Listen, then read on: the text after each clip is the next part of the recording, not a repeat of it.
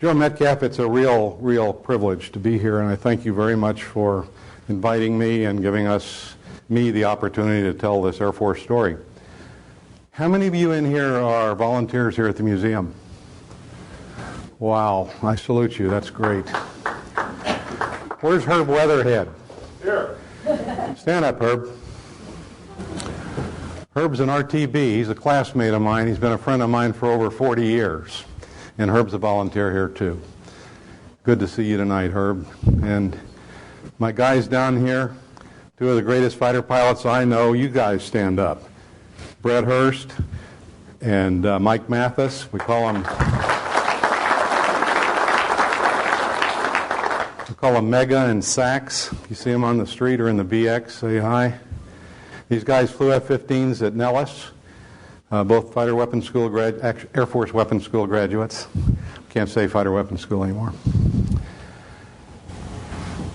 How many of you here have flown air combat against other aircraft? Cool. Are any of you aces or have kills? Okay. Does anybody in here have experience flying against the constant peg aircraft? One. Great. And how about, do I have any constant peg pilots in here that I don't know about? Well, I'm going to tell you a story about that tonight. And it's such a story that you could almost start it out with once upon a time. Because it's almost unbelievable. It was said to me once by a general, he said, shook his head at what we had done, and he said, man, you give 3 fighter weapons school graduates a credit card and get out of the way and see what happens. So, let's talk about it. This is a quick overview. I want to talk a little bit about why we did it and how we made it happen. I think that's really the guts of the whole program. And then everyone always wants to talk about the jets, what they were like. So I've got a few pictures, and we can talk about that a little bit. And then where are we now? Where are we going? What's happening? As best I know. So with that said, if you were to ask a question about the most difficult thing you could do in an airplane, then maybe this particular list would be almost all-inclusive. You know, night weather formation in combat. I've done that. That was hard. But I would submit that none of those are the most difficult thing you can do. The most difficult thing is air-to-air combat, where one's trying to kill the other, and neither one is cooperating with the other toward that end. And so you have lots of things going on in a very dynamic arrangement. And if you're going to be good, you might survive. But if you're not good, you ain't going to survive. And so to get good, you've got to be trained. It's not something that comes with getting the wings slapped on your chest or getting your G suit issued. You've got to learn how to do that. So I'm very fortunate in one way and very sad in another way. I'm sad because all of the constant peg archives have been lost. We are told that they were lost in the vault in the Pentagon that was hit on 9/11. But nevertheless, they have disappeared. What makes me happy was to look into the internet and other research efforts and learn that the exploitation of the MiG-17 and of the MiG-21 in 2 programs called Have Drill and Have Donut have been declassified. And therefore I can draw from those archives to tell this story. And that's what makes it happen. When General Metcalf asked me if I would do this, and I said, yes, I want to tell this story. And then the next question is, how am I going to do that? And then I got into so much, the question is, how am I going to limit this so that it can be done in a reasonable amount of time? So, these guys that did the Have Drill and Have Donut were testing airplanes. They weren't training with them. There were training points that came out of it, nevertheless, but they were training points that then were passed on academically, not by exposure of one pilot against another, with the exposed pilot being the trainee. Instead, he was an academic recipient of a lecture about what these guys learned. Okay? So, thanks to Have Drill and Have Donut, None of my airplanes were marked. They were all just plain silver. So take that and remember that these are donut and drill airplanes, okay? When I came back from Southeast Asia, I was a little bit angry about the training that we received before we went to Southeast Asia, and I found that I wasn't the only one that felt that way. Many of us then pretty much dedicated the rest of our Air Force careers to trying to fix that. Notable names like John Jumper were among them, and Dick Myers. And we worked real hard to make that happen. So let me just tell you a couple of points about history. In World War I and World War II, we had airplanes against airplanes. In World War I, they started with pistols, and then they transitioned to machine guns, right? Shoot through the prop, even. Cool. World War II, same thing. Machine guns. Swirling cauldrons of fighters going at it with each other, trying usually to defend bombers. Well, we go to Korea, and what happens in Korea? We have jets, but we still have machine guns. We're still shooting at 600 to 1,000 feet. And along comes Vietnam. And Nguyen shows up at 6 o'clock at a mile and starts popping us with air-to-air missiles. We can't even see the guy. That's a big change. It's a big change. And so the formations that we flew, typically called a Fluid 4, was a dinosaur in our time. In the patrol formation, 2 elements, one of which was about 4,000 to 6,000 feet from the other, with the wingmen 1,500 to 2,000 feet apart from their wingman or their leader. The wingman's job was to cover the leader. The leaders were the shooters. And so you hop into trail, into a cone, a fighting wing cone, when you get engaged, and you don't let the bad guys come up and shoot your leader with a machine gun. Well, that wasn't really the issue that we were up against. I can take an F4 and in 125, 135 degrees of bank in 6.5 Gs, do a 180-degree turn in about 16 or 17 seconds. And yet these big Fluid 4 formations that we were flying would take minutes to turn this formation around, sometimes to face the enemy. So it wasn't working. The guys came up with some new type turns, and I'll show you some of that here real quick.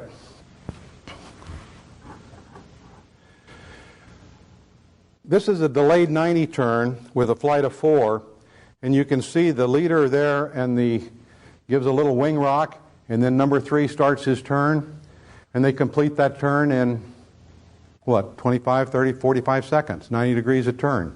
Pretty sweet. This was a big change, let me tell you. This was a big thing. We learned how to do this during the summer of 1972 during linebacker.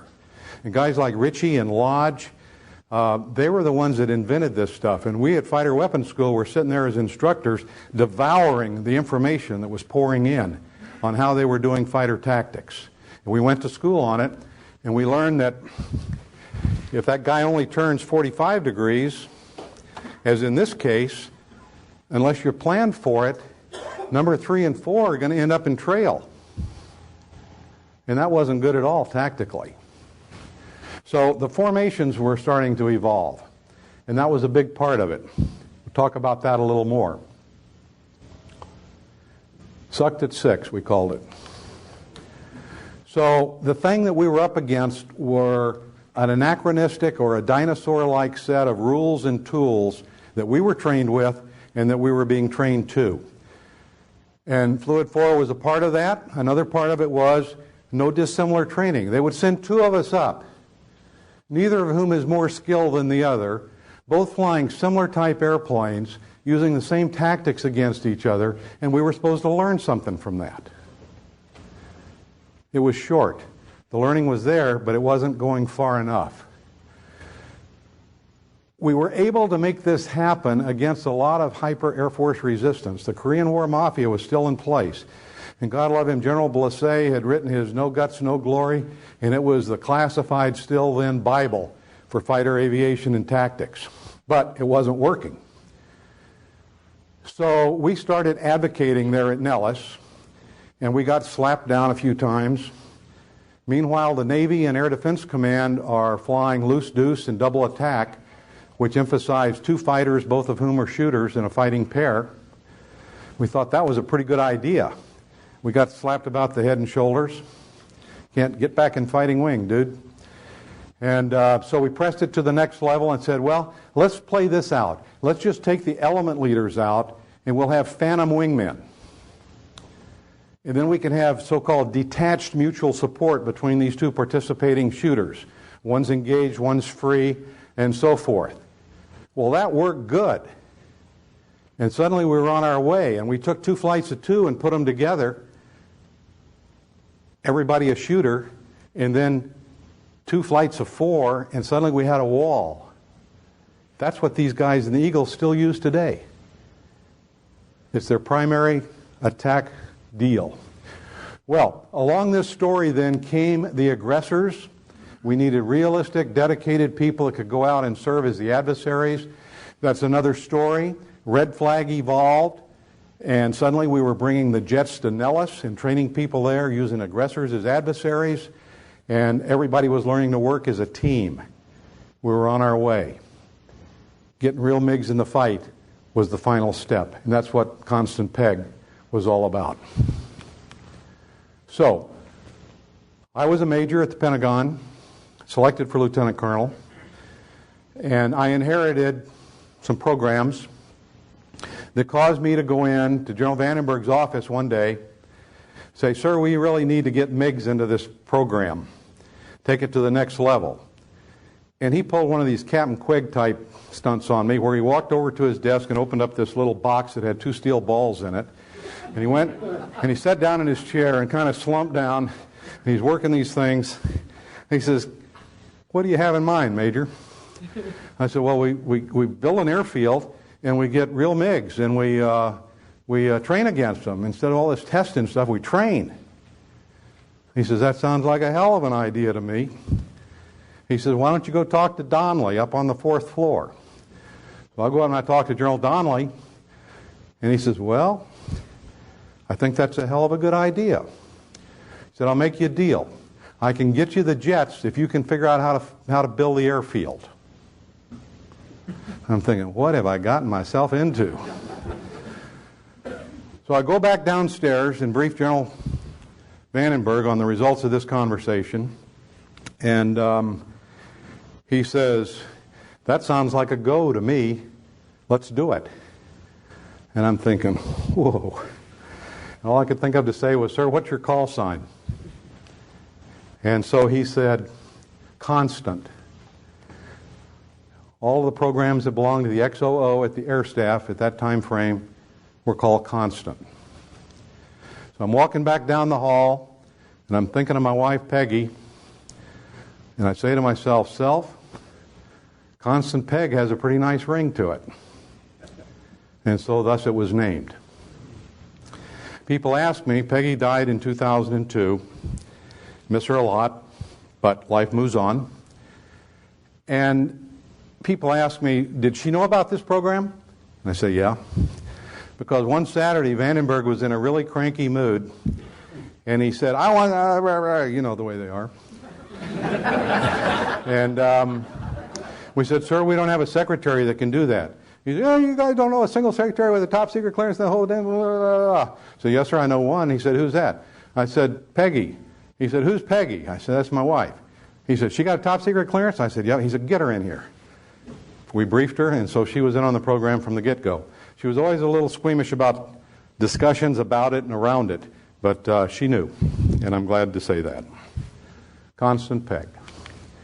So the starting lineup then, we've already talked about Vandenberg and Donnelly. We had General Curry, who was the PRP. He was the program guy at the Pentagon at the time. And also Colonel now retired 2-star General Dick Murray, and he was the money guy. He knew how to spend money and how to get it done and spent the right way without anybody going to jail. And I was the guy with the folder under my arm racing up and down Stairwell 94 and other places in the 5-sided squirrel cage. At TAC, my number one good buddy was D.L. Smith, Dave Smith. D.L. was famous for knocking down the Paul Doomer Bridge with the laser-guided bombs during Linebacker. Fighter Weapons School graduate. At Nellis, I had Lieutenant Colonel Glenn Frick, who was busy writing a history of aerial combat in the Vietnam War called Red Baron, a Fighter Weapons School graduate. He hauled Chuck Holden over to help him, and Chuck was an immense help because Chuck knew how to fly light airplanes, and none of the rest of us did. That became important. Mary Jane Smith, my favorite woman in all of life other than the ones I'm married to and related to, was the woman at the other end of Dick Murray's conduit of money. When I needed money, I went to see Mary Jane. And I'll tell you another story about Mary Jane in a minute. So that was the lineup. 3 Fighter Weapons School graduates and a credit card, so to speak. But the thing that really made it happen, and right here at Wright Field, back in 1974, I was a part of a group called the Tactical Fighter Modernization Study Group, where we were looking at the operational derivatives of the lightweight fighter program, the YF-16, YF-17. And during that time frame, I met Colonel Bond. And so Colonel Bond somehow got wind of this constant peg program. At the time, he was in the 5-sided squirrel cage on the 4th floor in RDQR, if you remember those alphabet soups. And so Colonel Bond called me on the phone and said, "Why don't you come up to my office?" And so I hiked up to his office all the way on the other side of the building on the 4th floor from the sub-basement where I worked. And he said, "Come on in, shut the door." So I shut the door, and give you an idea how security has changed. He had windows that actually overlook Crystal City. And he reaches down, sits down, and he opens a 2-drawer safe. And he pulls the safe door open and pulls out a folder, hands me the folder, and he says, "Have a look at this." And that's what I was looking at. I said, "Holy mackerel, what's that?" He said, "Well, it has the radar cross-section of a sparrow. And you need to figure out how to get yourself briefed on this because I think somehow this is going to fit in this program that you have in mind." I thought, wow, okay. So over the next period of time, I was able to figure out how to get briefed, and they very reluctantly did bring me into the program.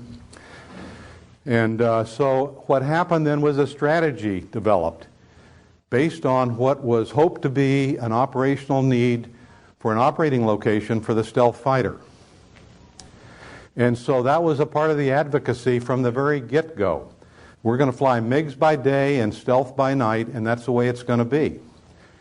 And so General Curry then shows up and says, "Dudes, I figured out how we can make this happen financially." I said, "How's that, sir?" He said, "Well, the SecDef has a $10 million emergency military construction fund. And we can tap into that fund and spend it any way we want to. We don't have to ask Congress.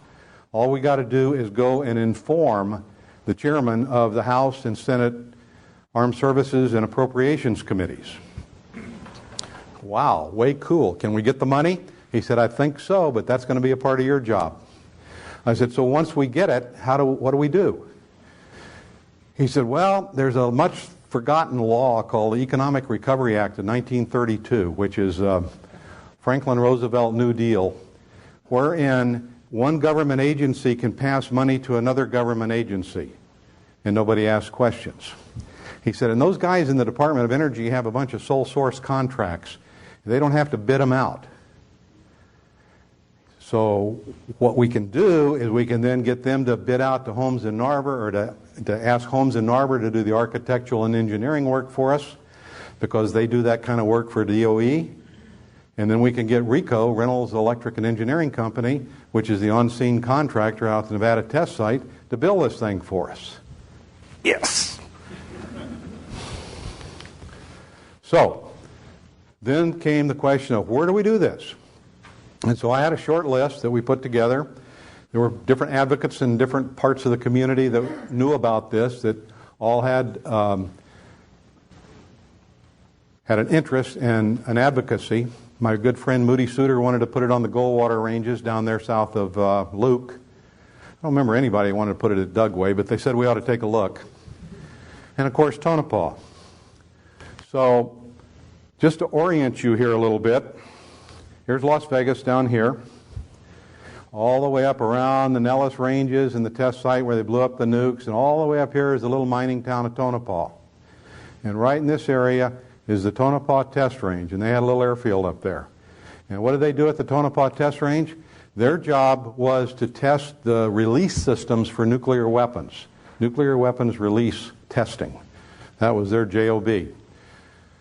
So I thought, well, we ought to go up there and take a look. I wonder how we ought to do that. So I sat down with my friend Glenn Frick, and Glenn said, well, I think we know how to do that. He said, let's talk a little bit more about this Tonopah place. He said, it's pretty remote. He says, they got a famous hotel called the Mizpah, and they got a mining museum that's got a bunch of mine shafts and stuff like that, but otherwise it's pretty sleepy. I thought, perfect. That sounds good. And this is Tonopah from space. If you can find it, let me know. And so Glenn Frick tasked Chuck Holden to put me in the right seat of this airplane, 1592 uniform, of which we made many, many trips, a Cessna 207, and we flew to Tonopah, landed at the test range. And that's what we found. That's what we found. They were operating out of the DOE compound about right here, and if you look close you can see the Fokker or whatever it was they were operating out of. It took them a couple hours to fly up there every day and to fly home. Not much there.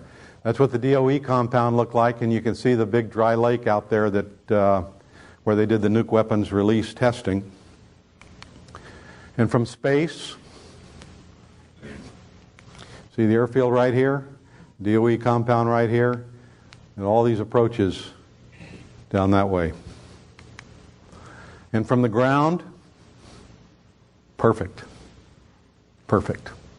Nobody around, nobody bother us. Get the JOB done. So I get on a Western airliner headed down to Phoenix to go look at the Goldwater Ranges at Gila Bend area. And I pulled out this is another lie, incidentally. If you look closely, that's a Continental napkin. The original Western Airlines napkin, I couldn't get any napkins for this presentation. And but that's what the original one was written on, and it actually was framed and was a part of that missing archive. So, but that's about what it looked like. And so what my idea was, we take and expand this runway. We don't need taxiways. All we need is a turnaround at each end. And we'll build a little compound here, put up 3 hangars. We'll have one area in here for ops and one area in here for maintenance. Keep the airplanes inside. We'll have a place right here to park our airplanes and for Sam Moore, the DOE guy, to park his airplane. We thought that would be cool. And here's where we'll put our POL. We'll have them just put in some jet fuel there, and that's what we'll do. Well, I never did go to the Goldwater Range. I just turned around and went back to the Pentagon. Said, we've found our site. We're going to go to Tonopah. And so I briefed the generals, and they said, sounds good to me. We're convinced. No problem at all. Let's put together a package. So I sat down with a 2-fingered artist named Jerry Hansen, and Jerry helped me put together an advocacy briefing book, of which there were just a couple made. And I put that under my arm or in a sealed briefcase and go around and start trying to top line this whole project through the Pentagon about how we're going to have stealth fighters and MiGs and do it at Tonopah and how we're going to finance it and the whole works. And let me tell you something. This whole project was like buying a franchise, or whatever they call it, for an NFL football team, having your choice of #1 draft picks indefinitely, going to the Super Bowl and winning the whole thing the first try. There was nobody that was a showstopper in this whole deal. In fact, I used to love to go in and brief General Curry, because his exec would show me in, and he'd get up from his desk and he'd walk over, he'd pull off his World War II leather flight jacket and put it on, and he'd come around and sit down around the coffee table in front of his desk. He wouldn't take the briefing standing up or anything. He'd say, what do we got today? What do we got? How can I help? What's going on? And so we worked it. And D.L. Smith was very busy down at Langley doing the same kind of advocacy there. Ultimately, it had to be staffed through the 3rd floor of the Office of Secretary of Defense, so we get clearance to go across the river. I mean, after all, we were going to spend the SecDef's money. And there was a retired Navy admiral, a 4-star, that took the brief. I don't remember his name, but he was an assistant vice secretary of something. And he's the one that signed off on the whole thing. And so I took my little briefing book in my locked briefcase and went across the river to Congress and sat down with the senior staffers for each one of those chairmen of those various committees that I mentioned, the Armed Services and the Appropriations Committee for both the House and the Senate. Told them what we were going to do, that we were going to dip into this money, and that's what was going to happen. And they said, great, what a great idea. You guys are all over it. We're 100% behind you. It's wonderful. Do it. So we did. And so meanwhile, the boys at Nellis here had taken my napkin and given it to a contractor they had purview over. I believe BDM had the contract at the time. And they had them put together a project book, which is something that's suitable to submit to an architect. And so we got that project book down to Homes in Narver down in Orange, California. And a couple of weeks later, I get a call from a guy named Augie at Homes in Narver. He says, can you come out for a powwow? Sure. So I come out, LAX, go over to Orange, go into this place, kind of looking around. I got on my ice cream suit, just like he's got on right there. And I walk into this conference room. It's a big, long conference room with this long table with people sitting at every chair except at the end of the table. And Augie looks at me and he says, you sit there. So I sit at the end of the table. There's lemon water and cupcakes and cookies and stuff like that. I should have had my spider senses on at that point. And he goes through this elaborate briefing of all this architectural and engineering design work that they have done. And I am spellbound because it is exactly what we had in mind. They could not have hit it any better at all. And I said, well, Augie, he said, so what do you think? And I said, Augie, that looks really great. And then he was silent for a minute. And then another dramatic pause. And finally he says, well, Major, are we going to do this or aren't we? This is a Friday morning. And I took a deep breath and said, do it. And I got in my car and I went back to LAX for the longest plane ride I've ever made back to Washington. By the time I got home, Donnelly was already gone. I couldn't get to anybody to tell him what I'd done. Monday morning, I finally got in, and they said, you done good, boy. You're okay. And so thus it was launched. Later, a concept of operations was prepared and staffed through and signed off by the Secretary of the Air Force, which gave us the legitimacy that was ultimately needed.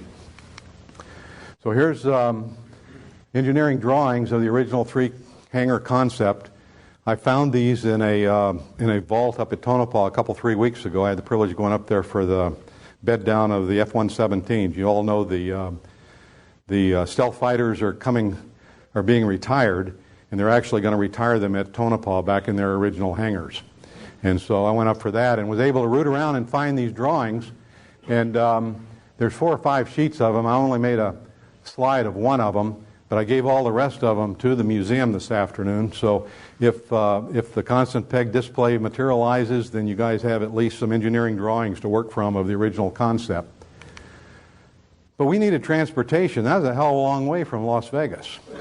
So one of our guys was another real smart guy on general aviation, so he made arrangements for us to lease 2 and then 3, and then ultimately I think they had 4 of these Cessna 404s, 11 passengers. I said, so who in hell is going to fly these things? He says, boss, he says, you're due down at Terra Training on Monday morning. He says, we'll all get multi-engine ratings with the FA&A. And so we did. And we'd show up at 5:30 or 6 o'clock every morning. We parked them right at Nellis on the flight line right by the Thunderbird hangar. And we'd show up at 5:30 or 6 o'clock in the morning, and the first 11 guys would get in the first airplane with the first pilot that showed up and head for Tonopah. And if we ran out of seats, the guys that got there late had to drive. And that's just the way it worked. So one day I was sitting at my desk, and Bobby Ellis, God love him, he's passed away now too, murdered by his wife. Sad story. At any rate, Bobby Ellis comes in and he says, boss, we need a truck. I said, okay. What do you need, a pickup, a step van, what? He said, actually, we already bought the truck. What we need is a check. I said, so you're telling me it's time for me to go see Mary Jane again, is that right? He said, yeah, that's kind of what we had in mind. And these are all super sergeants in civilian clothes with long hair and pork chop sideburns and everything because they needed to fit in with the town people in Tonopah because they were spending a lot of nights up there. So we had them out of 3510. That was the dress reg in those days. And so I ziggy down to Mary Jane's office, and Mary Jane had this little game she liked to play with me. I'd walk into her office, and she'd duck down behind her desk. And she'd look up over like, what me worry type guy, you know, and she'd say, is this going to cost me tens, hundreds, tens of thousands, or hundreds of thousands of dollars today? So, well, Mary Jane, today I think I need about 80-something. She write the check out, and we went down and paid for our truck. And that's the truck. And these are the NCOs. That's Bobby Ellis and Jim Richardson, Dave Hollinsworth. That's Doug, I forget, Ike Crawley, Bob Lyon, or Don Lyon. I had dinner with him the other night, a couple others, Hoover Mail. And what these guys, I'm going to back up a slide here. What these guys did is they went around to all of the DRMOs. Now, those of you that are too old to remember or too young to know whatever I'm trying to say. This is salvage yards. So they went around to the salvage yards all over the West Coast, and they harvested junk. And they brought junk by the absolute truckload to Tonopah in trailers like this. And one day they called me and they said, boss, come on down here to what they call the Indian Village, which was a little place down off the airfield. So I said, I don't want to go down there, it's muddy. They said, come on down here. So I went down there, and they had 3 of these trailers that they'd taken off the wheels. They had pierced steel planking for flooring. They had parachute canopy draped over this U-shaped compound they'd built. These guys were building Jeeps out of all this stuff that they had harvested. And they said, sir, we got the command vehicle ready for you finally. So from there on out, I didn't have to walk at Tonopah. But they call it the K-Whopper, and they were all over the West Coast. I'm told now this truck is still in service. It's painted red. You'll notice it's a Kenworthy.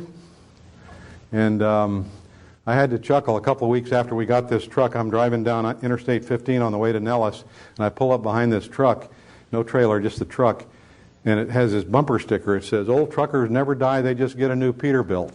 And I thought, that's why I have a Kenworthy. Well, the airfield construction got underway. These are from photos that I found at Tonopah, actually of a later iteration, but still, this is a legitimate Tonopah photo of airfield runway construction. There were times when we had our visitors, our neighbors came in. The wild Mustangs here, in this case, wandered into the batch plant, left their marks all over the place. And that's what the compound looked like from the air when we were done. Look at it a little closer, but I want you to see and notice our compound, the runway, no taxiway, and the DOE compound, okay? And so you look at it a little closer, and here are the 3 hangars sketched out on the back of a napkin. Here's the POL. Here's the parking area. And some other things that are worth mentioning. In the first place, we got thrifty, and that was a mistake. The thrifty that we got was we didn't concrete the whole apron here. Instead, we had a hard stand of concrete here by the refueling pumps, and we had hard stands over here where we could pull the airplanes out of the hangar and prep them for launch.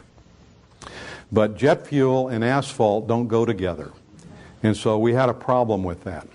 Also, we were short-sighted in our planning, and we ended up going to Holloman on the beg for those WRM inflatable hangars because we needed some place to really legitimately build trucks and Jeeps and weapons carriers, which they ultimately did. We also needed, more importantly, a place to maintain our airspace ground equipment, our age. Doug Robinson, the guy's name I couldn't remember on that last picture, was our age mechanic. And he needed a place to work. So we ended up actually with about 3 of these inflated hangars. The Indian Village was over here off the site. It was kind of legitimized eventually into this compound here, still in a pretty much state of a disarray back here, but nevertheless, you got to remember, we were just getting started. So we equipped it with the MiG-17. This is a threat training facility. If you get to Nellis, come by there. It's an unclassified facility. Now this MiG-17 is parked out front. This is a MiG-21 parked in front of the aggressor squadron there at Nellis. Aggressor squadrons, I should say. And a MiG-23 eventually as well arrived at Tonopah. We also ended up with T-38s for chase airplanes and just for VIP support, give guys instrument checks and stuff like that. Ended up with 4 of those eventually. And so then the first iteration of change occurred. And suddenly we have a control tower, we have a concrete apron, the Indian village is cleaned up big time, and we got a lot of neighbors, right? Well, that's because this airfield had become truly a home for the F-117s. And General Stafford came up there on my watch, and we visited. He was 3-star. This is the astronaut Stafford. He was 3-star at the Pentagon, and he came up to check this place out to see if it was going to really be suitable for the operation. As it turned out, it was. And so they started what turned out to be a hundreds of $1 million expansion project. Now there's another whole set of hangars down here in addition to this first iteration of change. And so the stink bugs had a home, and so did we. And that worked out cool.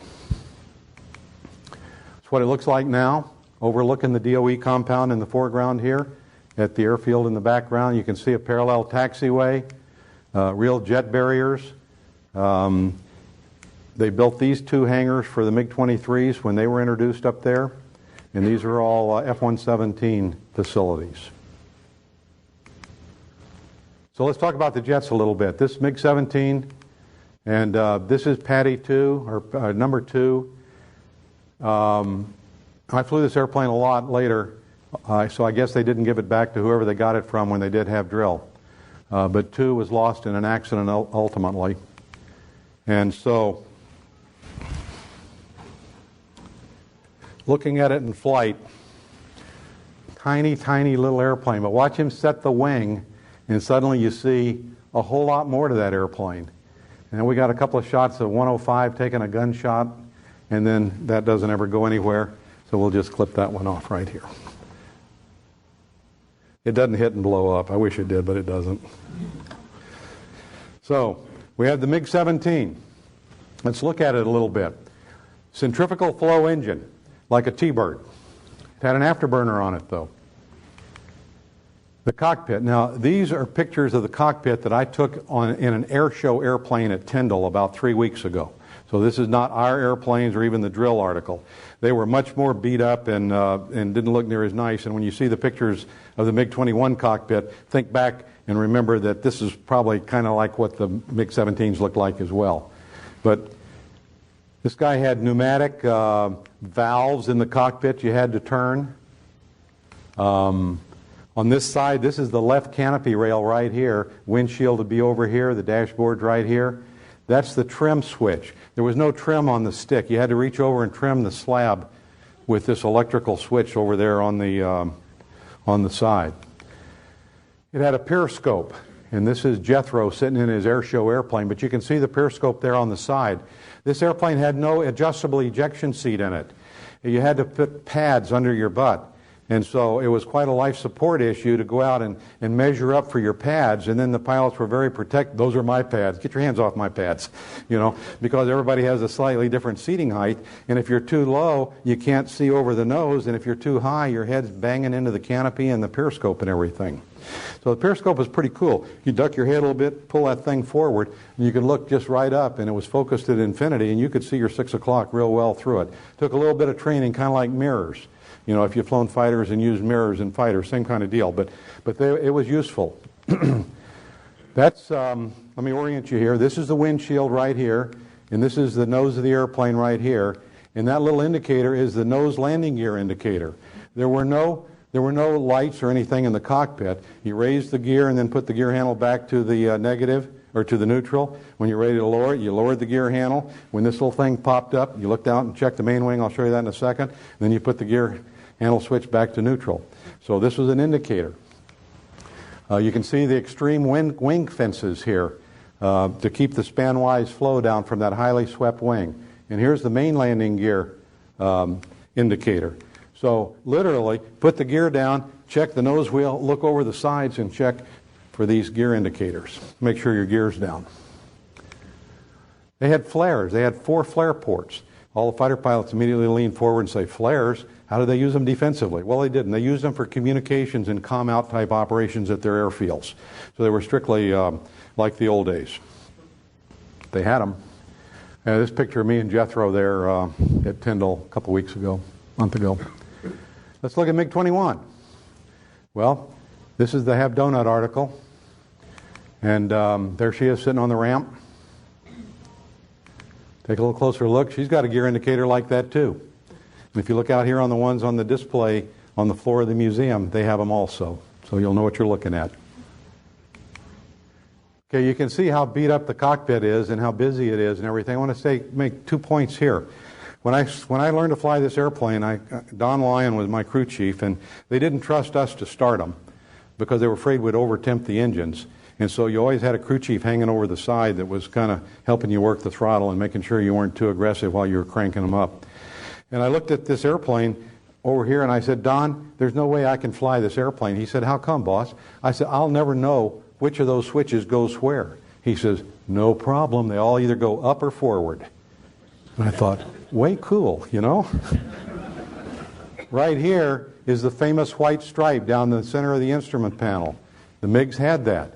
Out of control, put the stick on the stripe. And I recovered from more than one out of control, especially in the MiG-17, by doing and following that procedure. Big, beefy, this is in case you, I guess, stop fast, so if you bump your noggin on the windshield, you won't bump it too bad. This is a little head knocker deal that went over the ejection seat. Because of the way the ejection seat worked, you needed some protection from the canopy. The other side, you can see the throttle, and you could twist that throttle and it would change the diameter of the reticle on the gun sight. You can also see how long that control stick was. It really was long.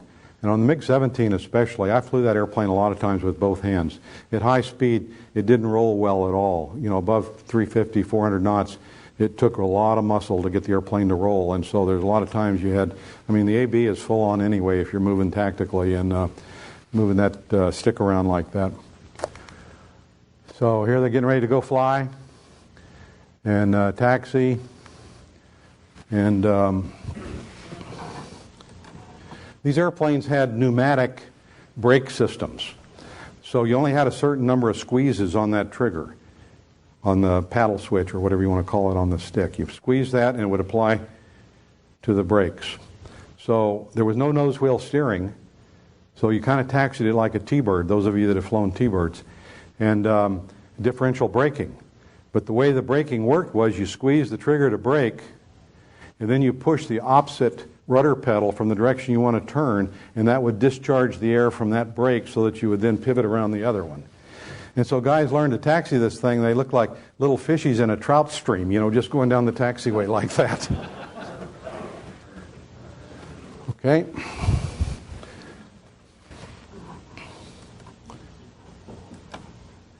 Took a long time for the engine to spool up to 15 seconds from idle to military. And then the AB, 3 to 5 seconds to light. The rudder became effective for steering at about 30 knots. We could lighten the nose at 140 knots, airborne about 170, and then settle out like a T-38 kind of to either 400 knots or 0.88 Mach, and then maintain that in your climb.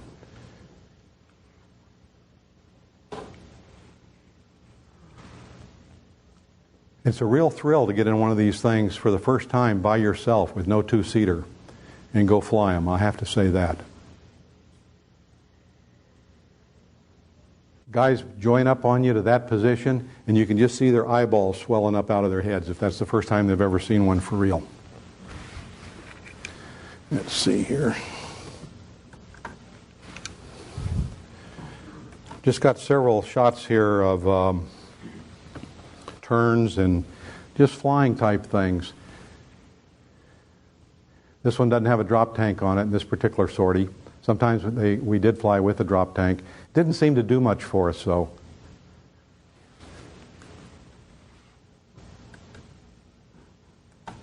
Of more interest probably is when we're flying side by side. Now, below 20,000 feet, and above 400 knots, the F-4 had an advantage over the MiG-21.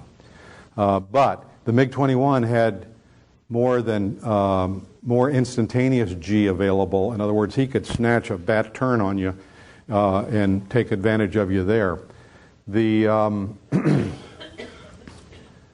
the performance of them was such that up high, the MiG had the advantage. Of course, anytime the MiG pilot pulled on the stick, that big delta wing, the airspeed would just dissipate very quickly, and you end up in a slow speed fight almost always. It was a tiny airplane. The biggest problem that everyone had was finding it, seeing it, keeping it in sight. And you can see how big that wing is in that picture and some of the others. I remember sitting in gun tracking type situation and just thinking, there's nothing to that airplane except the wing. All I see is the wing, and the body is like a skinny little pencil. So the F-4 would out-accelerate it down low.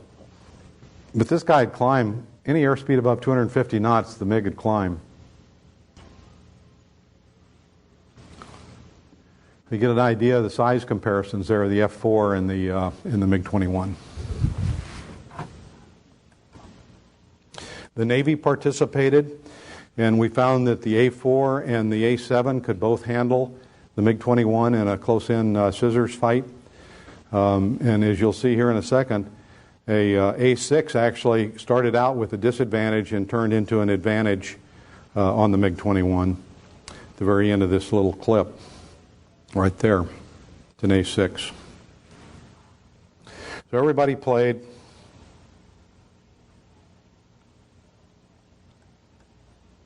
I think that's enough of those. Here we are in the landing configuration.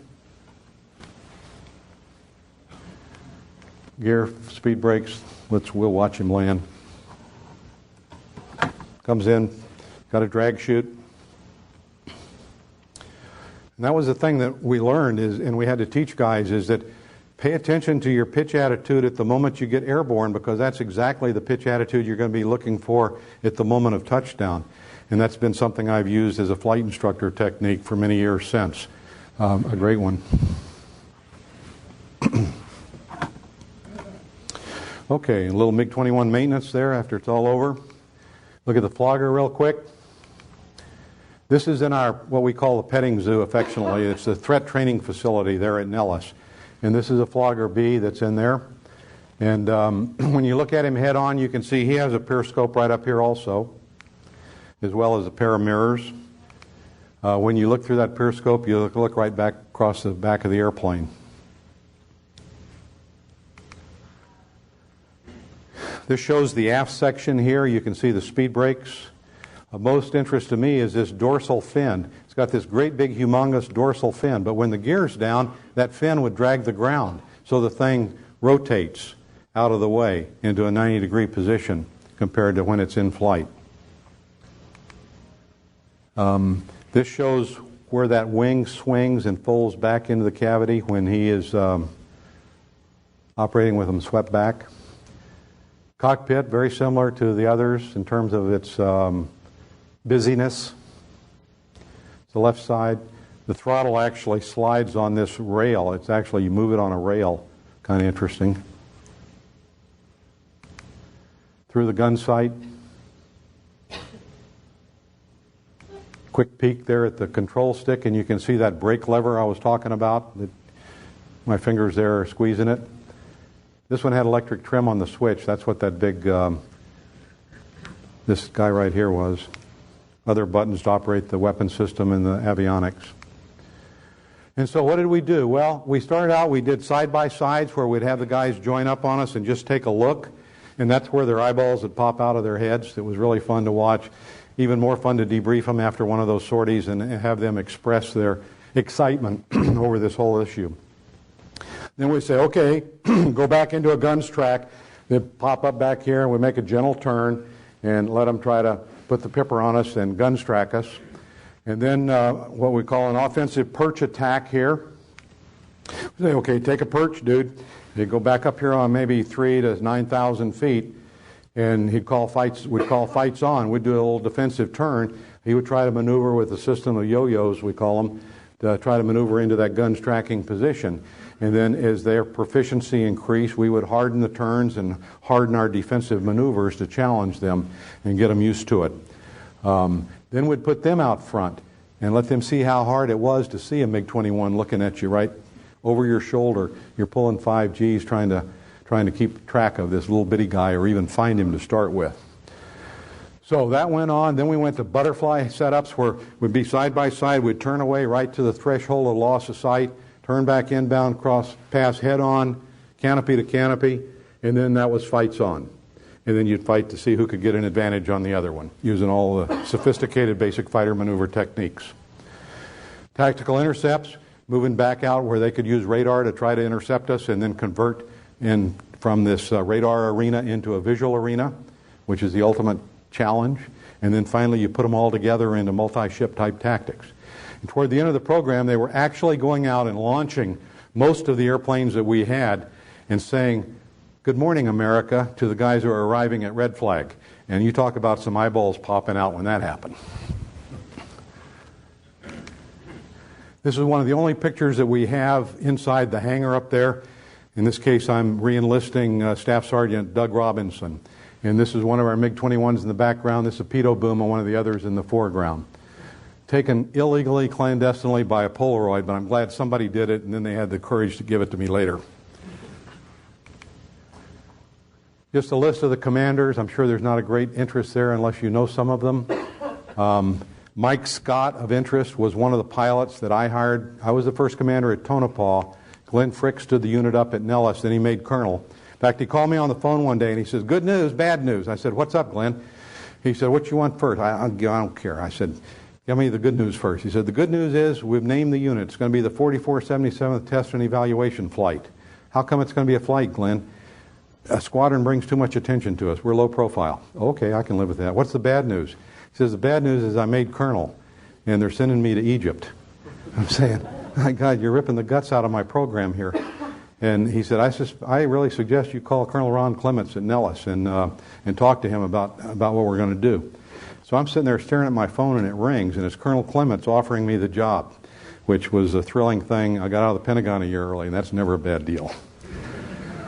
So I hired Mike Scott, who then came back later as a lieutenant colonel. When I hired him initially, he was a captain, and he came back as a lieutenant colonel and was the final commander and was responsible for shutting the whole thing down. Jack Manclark is Senior Executive Service, runs Air Force TE, and some of the others you may know. I also have to say, this was Earl Henderson's change of command. They dressed them all up real pretty that day, and that's an F-5 from the aggressor. See, we flew the Cessna 404, we flew the F-5s with the aggressors, we flew the MiGs, and sometimes the T-38 as well. So we were pretty well multi-qualified, and we had no problem with that. But we had really good people, too. These enlisted people, I can't say enough about them. They were just absolutely stunningly effective. So the key players on the initial cadre, Ron Iverson, later retired as a 3-star, ran the Nellis operations. He got promoted and got moved out, and Jose Oberle took over and was the first OPSO at Tonopah. Jerry Huff I depended on to get the airfield built. He was the straw boss up there. Devil Muller, Don Muller, set up the project security, which lasted longer than did the 117 program. We never had a major breach in security that I'm aware of. Then I had my 3 Navy guys, Chuck Heatley, Tom Morgenfell, and Hugh Brown.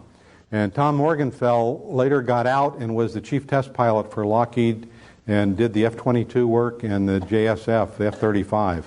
So a notable career.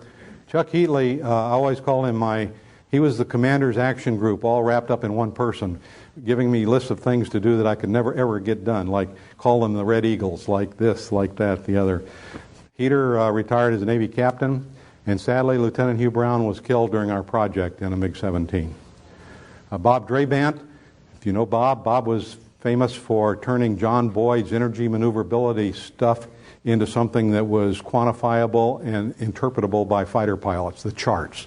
So Bob made the EM charts. He took the computer time from Tom Christie down at Eglin and translated it out and then brought it out to us. So Bob was a non-rated officer but a very talented aerospace engineer, and he currently is very much involved as a GS double digit, I don't think 14 or 15, there at Nellis, running Air Force TE, or the Air Force test program there at Nellis. So Bob Dre Band. Then the GCI guys, we had to have GCI. And so we had those two, Jim Keys and Chops Bud Horan. And then in the maintenance, I won't go through them all, but these guys literally turned hulks. Like if you go over here and go on the tour, like I went on with General Cooper today, which was a wonderful tour, and I thank you. If you're here, sir, thank you again for that. And you look at some of the state that those airplanes are in, some of our airplanes were in near that state as well. And these guys rebuilt them. I mean, they built them and made them airworthy enough for us to fly safely. And, of course, we had our admin guy. He was our class clown. We had a lot of fun with Gary Llewellyn. Some of our challenges. We had no TA, no table of allowance or manpower document. We didn't know how long these engines were going to last. Nobody knew. And so we just ran them until they didn't work anymore. Parts. One of the big things that might interest you was birds. Unbeknownst to us in any of our foresight and planning, birds became a major problem because there was some variety of Chi-Chi bird up there that was inhabited the area around our runway and absolutely drove us nuts with bird strikes. And they went through even having falconry up there and all kinds of things. Shotguns, pilots with shotguns on bird patrol. And it was a major problem. Of course, security and the fact that we were gone a lot, sometimes for extended periods of time, the families didn't know what was going on. That was tough on them. And so their home life suffered, I'm sure, some more than others. And then along about mid-'80s, under George Jennings' watch, they got told to put them back in uniform and get haircuts. And so they had to transition back into a Blue Air Force unit and start getting MEIs and all of those inspections and stuff like that. And that was a hard thing for some of the older guys to take after 10 or 15 years of other type activity. And some of them bailed out as a result of it. And of course, financial. As the Cold War wound down, financial constraints became the ultimate deal that caused General Hawley to say, that's enough, guys, shut it down. And that's what happened. So here's our Class A mishaps. We had 2 fatal accidents. Hugh Brown I already mentioned. It's only fair that I point out that I got fired over that accident. And they didn't kill me, but they moved me out. And Earl Henderson took over. A great friend of mine, Earl Henderson, for sure. But he took over for a while, and then we had, actually, the same guy that crash-landed the MiG-17 was killed in the MiG-23, Mark Postai. His family was here for the coming out when we had the Air Force announcement last November here at the Air Force Museum. And so that was that. So you want to look at what did we have when? I'll give you a second to digest this. Those are years across the top. So you can see we phased down the MiG-17s in 81. By 82, we had no more 17s. By then, we were starting to ramp up MiG-23s. Fairly level, stable volume or inventory of MiG-21s. We peaked out at a total of 27 airplanes. And with those 27 airplanes, we flew over 15,000 sorties and exposed almost 6,000 air crews to this particular project with no security problems. We exposed both Air Force and Navy Marine Corps pilots at a rate of about 2 to 1.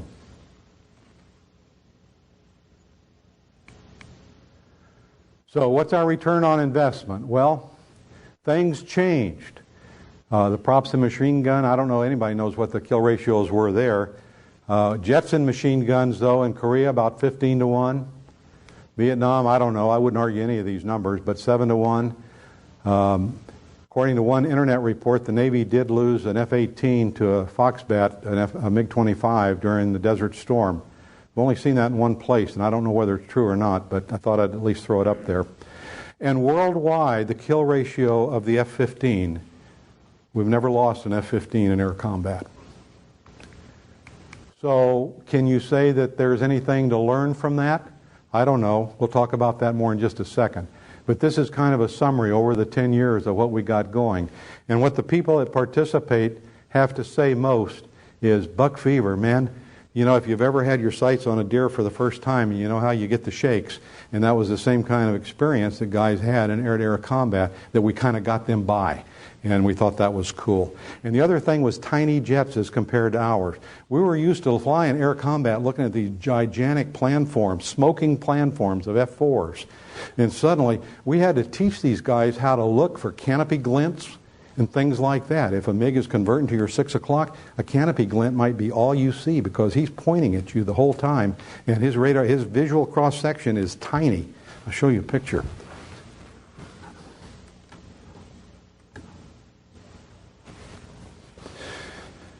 He starts out okay there, but then you're going to see another shot there where he's in formation with the F4, and he does a defensive turn here, and the F4 kind of goes into an attack type position.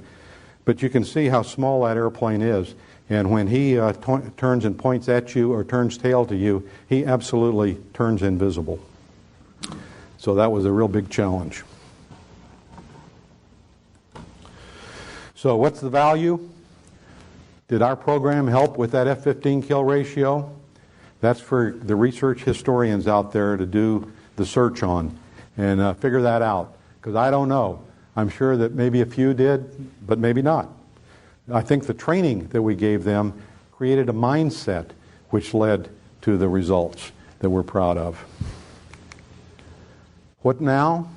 Well, after kind of a slump where the aggressor program was kind of shut down but kept alive, and I like to think of that with the story of the sourdough bread. Everybody knows that you can go on a roundup. You always have plenty of steaks, and you're always going to camp by a stream, so you got plenty of water. So what Cookie's got to do is make bread, right? What does he do? He uses sourdough bread, and what do you have to have, ladies, for sourdough bread? A starter, right? So you never cook the starter. You always got to save the starter back so that you can make the next batch of sourdough bread. And that's what they did with the aggressors. They kept them alive as a detachment within Red Flag, and now they're starting to stand them back up again, and that's great. They're both in the same building, the same original aggressor squadron numbers of the attack squadrons, and the F-16 is doing a mighty job replicating the Fulcrum. There's 4 of them in 3 different war paint schemes, and here's Fulcrums. So you even have a look-alike. Not perfect, better than it could be, and about the same size. The F-15 in its blue war paint, aggressor squadron, replicating the flanker. About the same size, maybe a little smaller, but still doing a job. So here we have the aggressors, all in a line. The Operational Air Force, well, those of you that pay attention know that we went to Cope, India. We had a chance to fly against the Su-27 and the MiG-21 Bisons and maybe some of the other Indian airplanes. The guys have gone to Malaysia and fought against the MiG-29s in Malaysia. The Germans, when they were still flying their MiG-29s, came through the U.S., and there was a lot of opportunity to fly against actual MiG-29s there. And we have at least 2 Air Force pilots, both of which are retired now, but both of whom flew MiG-29s operationally with the German Air Force after the wall came down. So that's where we are. This is the goal. You'll see the Sparrow coming in from the right 5 o'clock, smoking like a hussy, but doing the job. It's the MiG-21, that's the desired result. And here's the desired result of a MiG-29. This is Bosnia. Okay? So, this is where we've been. Hour and 8 minutes. Maybe an hour after the introduction. If I ever meet that guy, I'll let you know. So, at this point in time, we'll call it a night.